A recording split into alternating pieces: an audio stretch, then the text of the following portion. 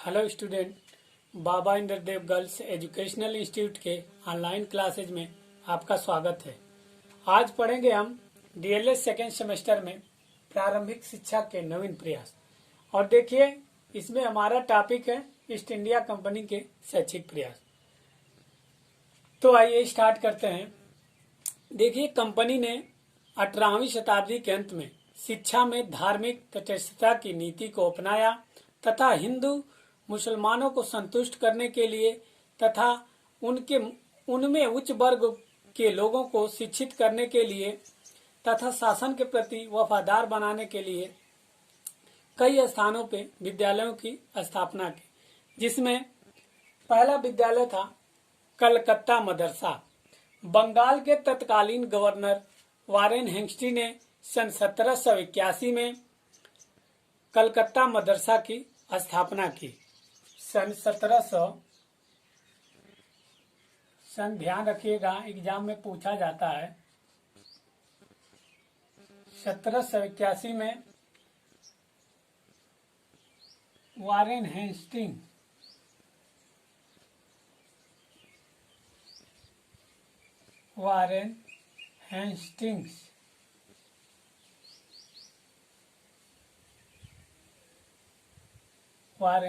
ने कलकत्ता में 1781 में इसकी स्थापना की।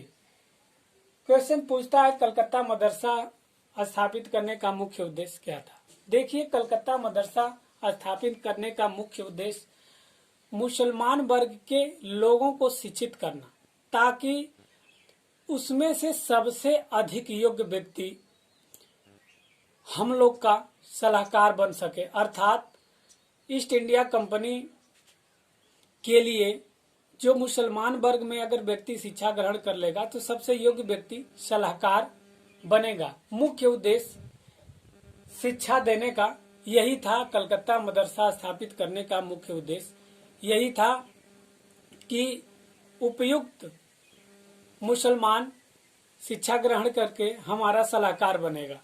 और कलकत्ता मदरसा की कुछ विशेषताएं थी, देखिए जान लेते हैं। इसमें 7 वर्ष के बालकों को शिक्षा दी जाती थी और भाषा का जो माध्यम था इसमें अरबी भाषा का माध्यम था। और कलकत्ता मदरसा में पूरे 1 हफ्ते पढ़ाई होती थी, शुक्रवार को बंद रहता था।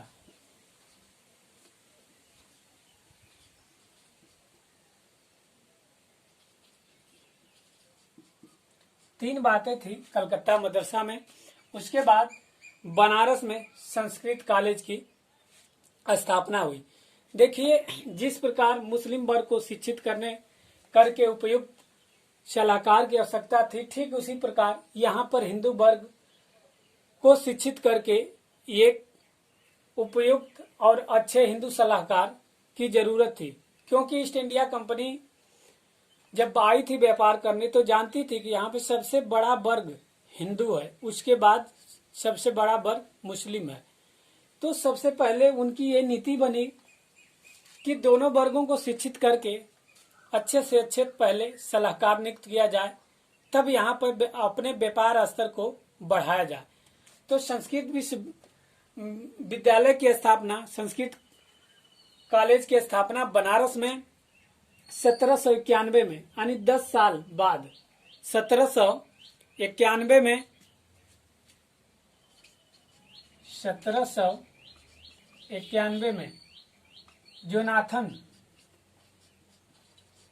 जोनाथन डंकन के प्रयासों से हुई। और देखिए, ये क्वेश्चन पूछा था डीएलएड सेमेस्टर के एग्जाम में कि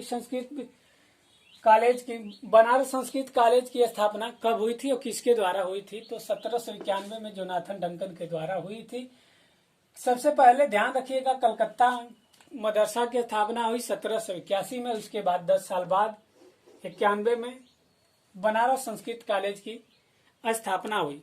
उसके बाद सन 1800 में, और उद्देश्य बता दिए कि इसमें हिंदू वर्ग को शिक्षित करना ताकि योग्य सलाहकार मिल सके, और संस्कृत कॉलेज में विभिन्न प्रकार की शिक्षा दी जाती थी। संस्कृत, विज्ञान, गणित, कानून, वेद वेदांत की शिक्षा दी जाती थी। उसके बाद फोर्ट विलियम कॉलेज, देखिए कलकत्ता में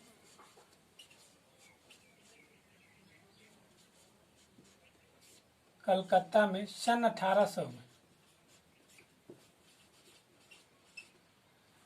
1800 में लॉर्ड वेलेजली के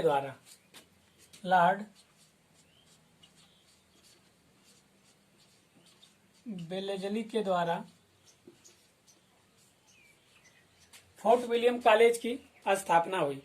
और फोर्ट विलियम कॉलेज की स्थापना हुई तो इसमें नवयुवक वर्ग के लोग, दोनों संप्रदायों के लोग, हिंदू और मुसलमान दोनों वर्ग के, नवयुवक वर्ग के लोग इसमें शिक्षा ग्रहण करते थे। और इसमें सबसे ज्यादा अंग्रेजी पे जोर दिया जाता था। इस पे अंग्रेजी पे जोर दिया जाता था और इसमें दोनों वर्ग के लोग शिक्षा ग्रहण करते थे।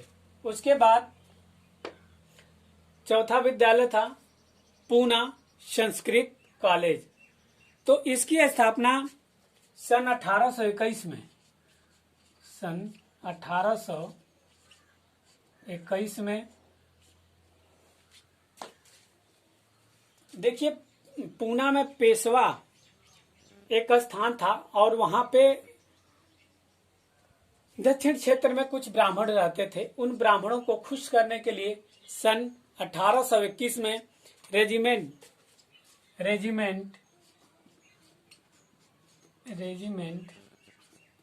एलिफिंस्टन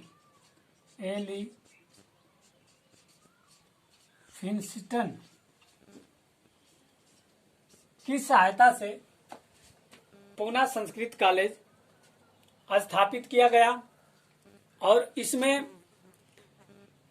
संस्कृत, वेद वेदांत, धर्म, कानून की शिक्षा दी जाती थी। और उसके बाद हमारा अगला टॉपिक रहेगा, हमारा अगला टॉपिक है 1813 का आज्ञा